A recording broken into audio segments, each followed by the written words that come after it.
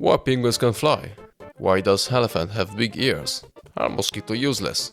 By looking at animals, it's easy to start asking ourselves so many questions about their bodies and behavior, but they are easily explainable thanks to the evolution theory.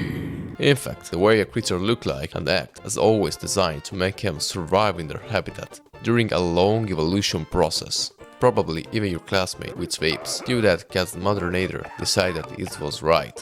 Very cool, isn't that? Okay, so before talking about evolution, there is something you must know.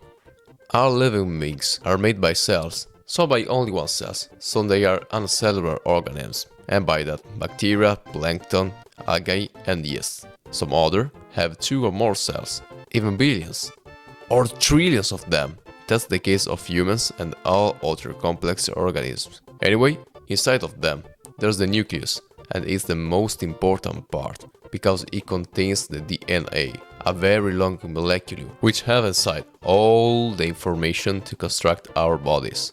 So we can compare the DNA as the instruction book, the nucleus as a bookshelf where it is kept safe, the cell as the room, and our whole body as a house that has been built thanks to the instruction written in the DNA. Oh, come on, it's quite simple.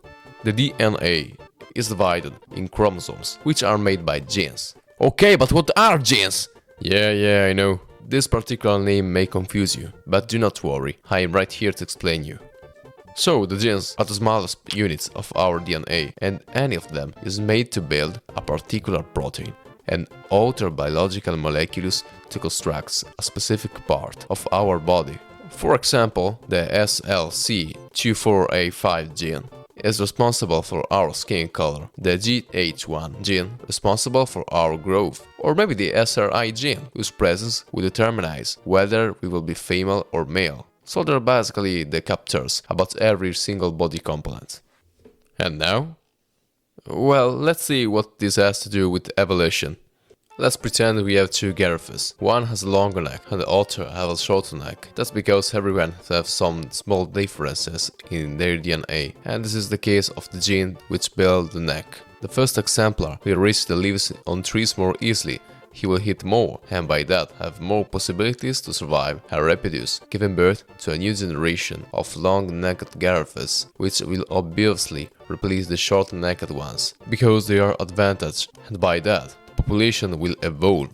Damn, incredible! As we just seen, when an environment favors some organisms and penalizes others, it's called natural selection. So evolution is the consequence of natural selection, and both terms were conceived by Charles Darwin in 1859 in his most famous book, On the Origin of Species. In 1859, after a long trip on a boat around the world, where he saw a lot of exotic species and studied and discovered fossils of extinct animals, he has been one of the greatest scientists ever, so I recommend all of you to delve deeper into the topic and study his life.